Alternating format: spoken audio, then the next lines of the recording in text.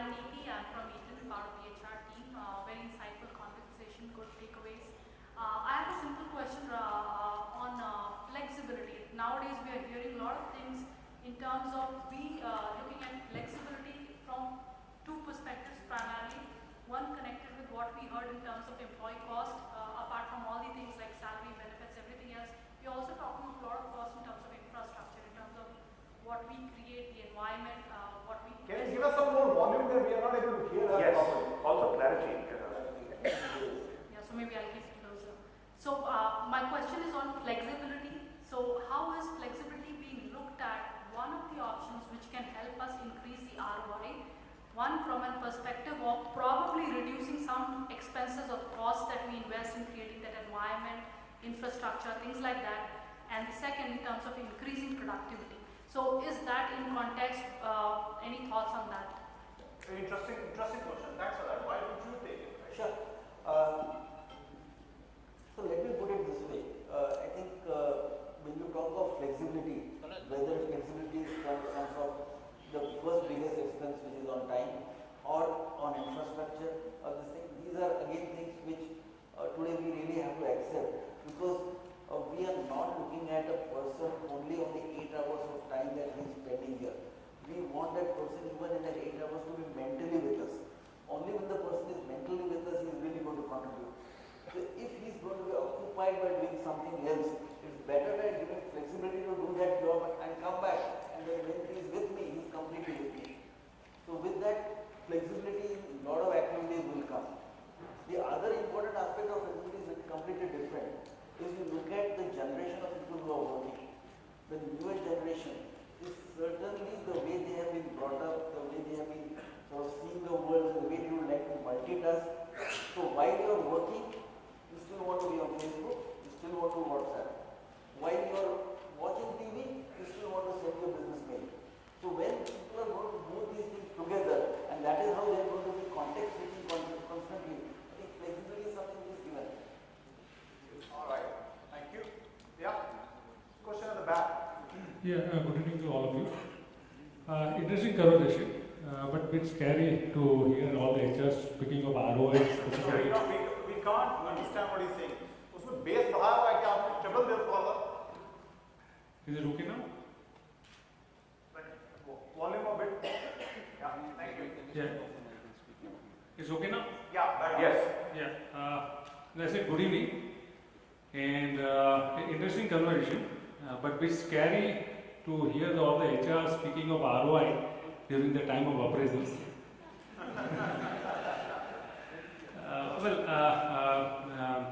I'm with Express Clinic. I head the wellness vertical. My question was related to my industry.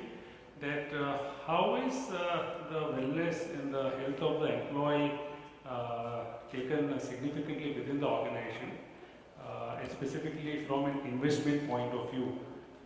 I mean, what are your thoughts on that? Would you like? Did you understand the question? Is your question about is there a wellness investment in an organization also? Yes. Typically we see the annual health checkup programs. I mean, those are going on a standard way, but frankly, the challenge that I see that possibly the investment in that may come at a lower priority, and possibly, everybody's pretty stringent on that. So basically, investment in wellness of the employees. What's the view? Is there a return on investment on that? Wellness, my personal view, wellness is a new term that we are using. But I think sitting here, all of us as Indian professionals should be extremely proud. I would recommend all of you to read this book by Ratan Lala, who has written about the romance of Tata Steel. Tatas are the first people in the world to have an 8-hour working day in the world. Developed world also did not have that. Before Provident Fund Equivalent Act or 401k in the US came anywhere in the world, they had it in about early part of 20th century. They had something closer to the retirement benefits. So wellness is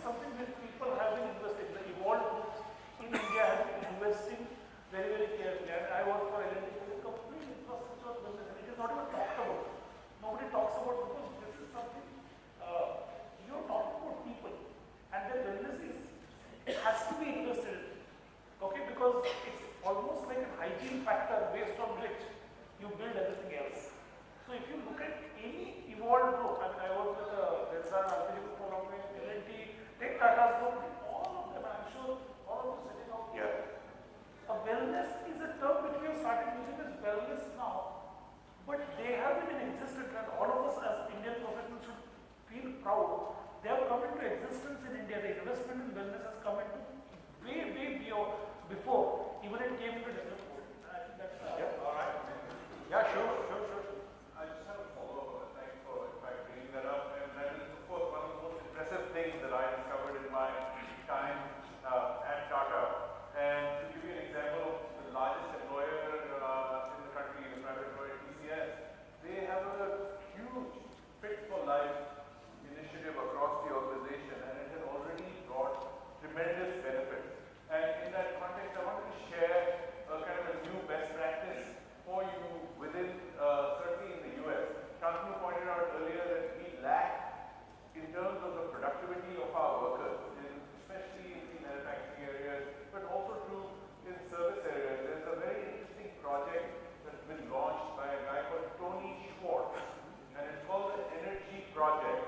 And if you just look it up, Tony Schwartz and the Energy Project, it's focusing on all these organizations, and it's saying that the bottom line in increasing productivity is how organizations learn to rest and how organizations learn to build in downtime into the work day. I've noticed that after returning to India after 32 years, that our work days are very unproductive. Yes. We spend huge amounts of time just sort of shooting the breeze and doing stuff. Then at the end of the day, we spend inordinate amounts of time staying late. And it leads you to wonder, why do you need to stay late? Why don't you get your work done earlier? And we don't, in that sense, respect time boundaries. So you'll find very interesting that the most productive organizations in the world are finding that people do better work in lesser time if you manage the work day well. True. Okay, thank you. Yeah, Thanks a lot. I think this ROI is one term we are using quite a lot for 1.5 hours. There is another term, LOI, loss on investment. So what Shantanu was also indicating, some people, if they are not value-based people or not in alignment with the organization, the values and culture, and they start making losses, and maybe you like the other resources may not make losses to that extent, but the human resource, if it is not in alignment, I think it can make a huge loss. Like Padgaonkar was saying, the excited people can make a huge profit. So like that, some wrong guy can make a huge loss. And it is starting from even a CEO level persons. So as you go on the top, I think you tend to make more loss if you are wrong. Something like that. So identifying such type of people, such type of value system and alignments ongoing, whether really this type of work we care for. That is what. So what's the question? The question is that the loss on investment of human beings, identifying that it is starting with X or Y. Whether this type of specific work goes on in organizations. Okay, all right. In fact, Rajan, Shantanu answered that. Yeah. And when he talked about conversation, he was basically talking about the culture. Yes. And today the good news is that a lot of good organizations are working consciously on investments on culture and maintaining culture, because that's the only way you will somewhere make sure as people go up to top, they are aligned to the culture of an organization and the losses in which what you say. Okay, all right, thank you. Any other questions from the house? Yeah, gentleman at the back. Okay, so I'm the business head for Zoom Car, a self-drive car startup company. So startups are often about pace, which is often associated with long hours. So as a result, our bandwidth to invest in employee and also funds to invest into employees is limited. So just wanted to understand from the panel here that what are the best practices for startups to generate ROI? So any Generate what? Generate ROI. for startups to generate ROI, given the constraints that we faced in terms of bandwidth to invest into the employee, in terms of time and also in terms of funds. Yeah, you can take it. You want? Difficult question because startups are typically started with a dream and an ambition of a person or a group of persons. There is no one way or best practices because what best practices can work for an established organization can be actually may not be relevant. My request to is there is something called creating a value proposition. I mean, asking a simple question is why should people work with us? It may sound a very simple question, but if you really generate an answer to that from a person's point of view, you will be able to attract better profiles of people. They will be able to be engaged much better if you have really honestly answered the question. So I think the only answer to that is that there is no shortcut, but you have to create what is called the EVM, Employee Value Proposition, EVP. Okay. Do we have any other questions? We kind of come to the There's somebody there. end.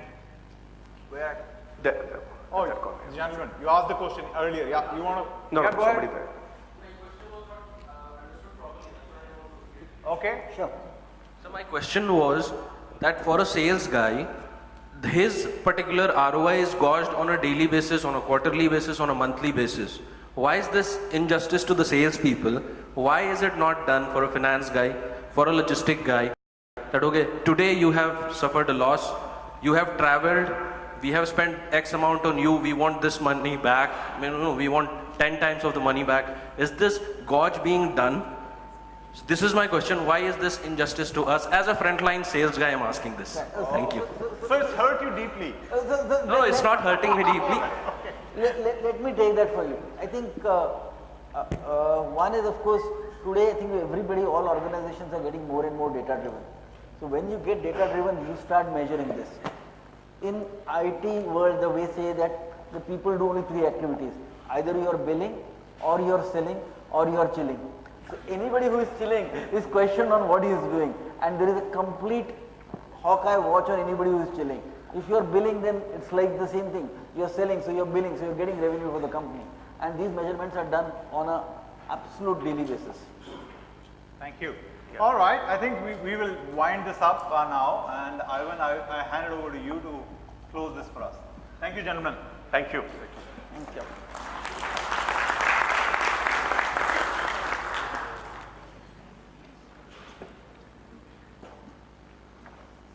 Well, thank you.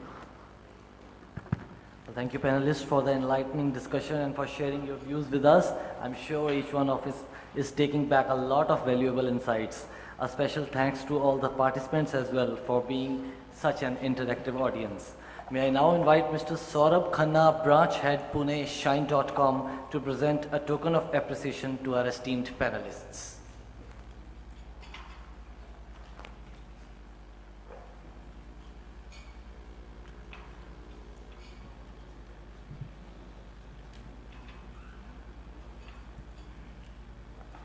Can we have the presents, please?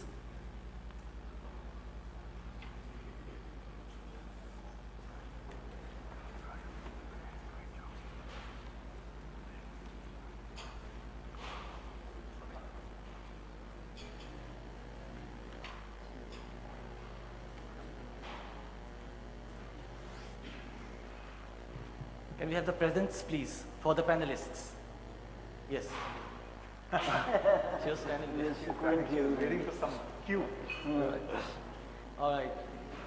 Let's begin with Mr. Yogesh Patgankar.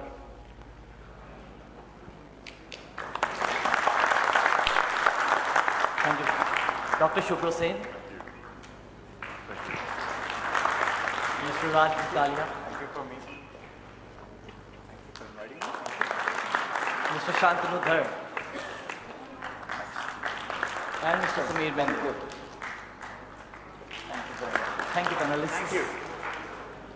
You may take this stuff. You want us to go down? Yes, Thank you. Thank you. After you. Thanks. Very good.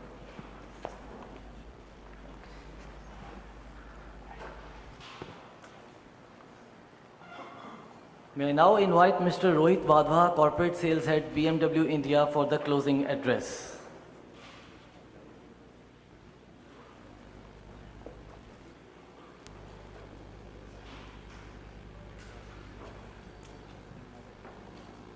Can you have the video?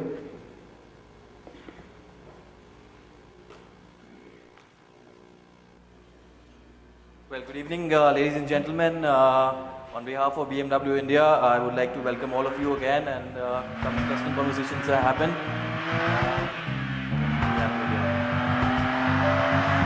A human being goes from 0 to 60 in less than 2 billion seconds. At what point do you want to start enjoying the drive?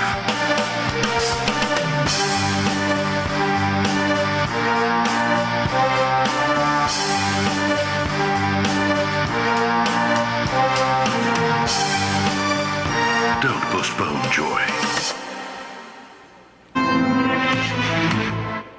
Sorry, I would need some help. मान लीजिए आप एक शेर हो और आपके Meanwhile, I would like to thank HT for putting this event together.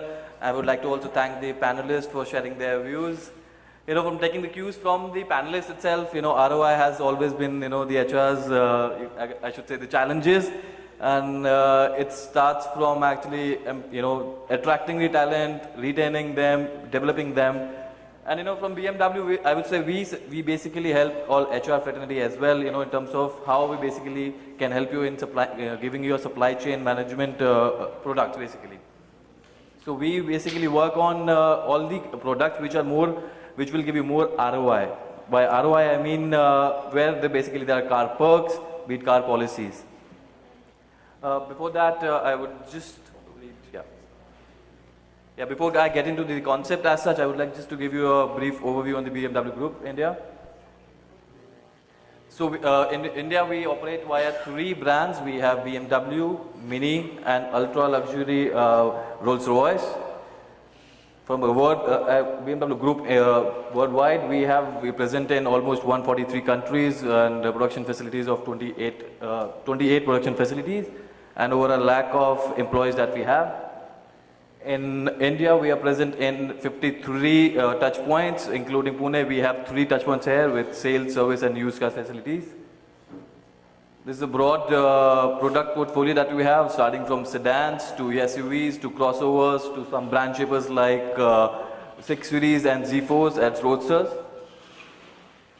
To basically buy these cars, we have in-house NBFC, which is BMW Financial Services, which takes care of the retail finance, the loans, and the leasing aspects. Just to give you a high-level overview on the cars, we start with the 1 Series, which is the entry model for us, moving to 3 Series, 5 Series, 7 Series, and we have from the SUVs, the X3, X5, and X6. Z4 being our roadster, being the brand shaper here. So now recently we have launched a preferred partner program, which is basically we ask all the companies to enroll with us, like probably, you know, HR. We approach HRs basically to, you know, enroll with us in terms of cars for their car policies, where they get benefits of the exclusive pricing, the product portfolio, and premium service. So my point, coming back to the ROI aspect, so we see people leaving company is certainly a bigger challenge. To control that, we have launched BMW Leasing, wherein we ask the employees to get cars on lease. Basically, what happens is they take cars on lease, and which basically helps you to attract employees, and while leaving, they also are buying into a contract where they, you know, have to leave the car. So that really helps in terms of building up the ROI. Some of the products that we will be probably taking up individually with you guys.